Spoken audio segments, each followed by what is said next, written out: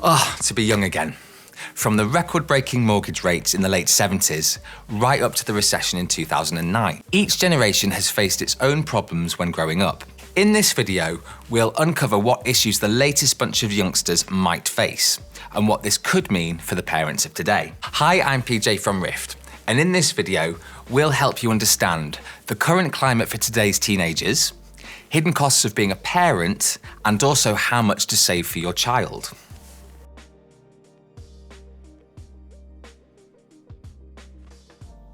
Saving is hard enough without limited income and the temptation that comes with being young. As young people are often grouped together as 18 to 24-year-olds, it's difficult to find any research based entirely on those aged 18 and under. This comes with its own problems. As you can imagine, someone who's 24 and in employment may earn a lot more than an 18-year-old in full-time education. A survey from the Resolution Foundation found that home ownership within this age group was at 28% in 2019, a significant drop from the 51% peak in 1989. It was also found that just 4% of young people without a home had both the savings and salary to buy a home in their region. Although this difficulty in getting on the property ladder seems reserved just to young people, it may also spill onto parents. Over the last 3 years, 34% of young people use gifts or loans from family and friends to purchase their first home. For comparison, this figure was 22% from 1995 to 1996. These stats show the increasing difficulty for young people to pursue the life goals of previous generations. If the trend continues, it's increasingly likely that you'll need to help out your child if they're to own a home.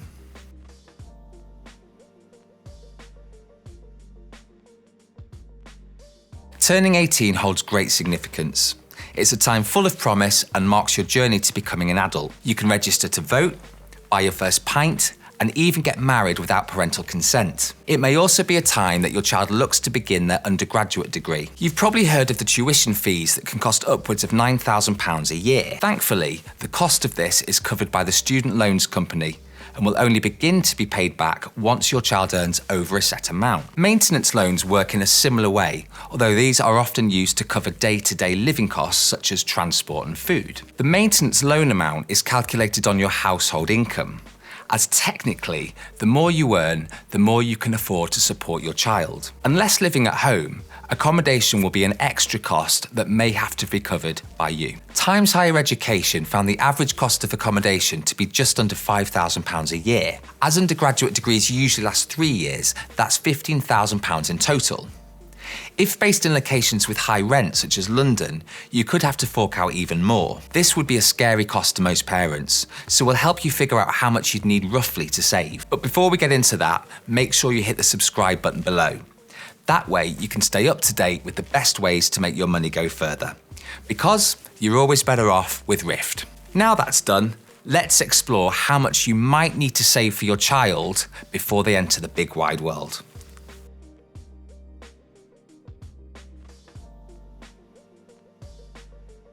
With 50% of young people now going to university, a flip of a coin would give you the same chance of your child wishing to go into higher education. To give some perspective on how much that £5,000 a year would have cost when you were younger, we've roughly worked it out by decade.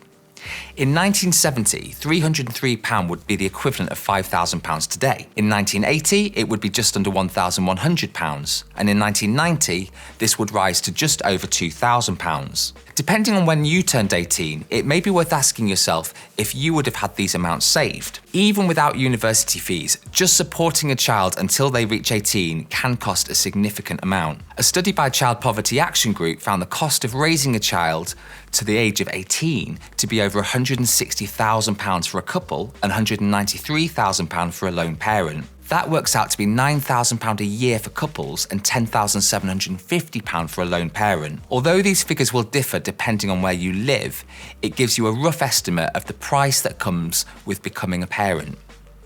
It's for this reason that it might be worth getting your finances in order before parenthood. With the right information, you can help manage your money and plan for the future. If just starting out, we'd suggest watching our How to Save Money in the Bank video that goes into more detail on how to save for short, mid, and long-term life goals. It's really important that we stress that this is a summary of the common scenarios that parents may face and not a definitive list.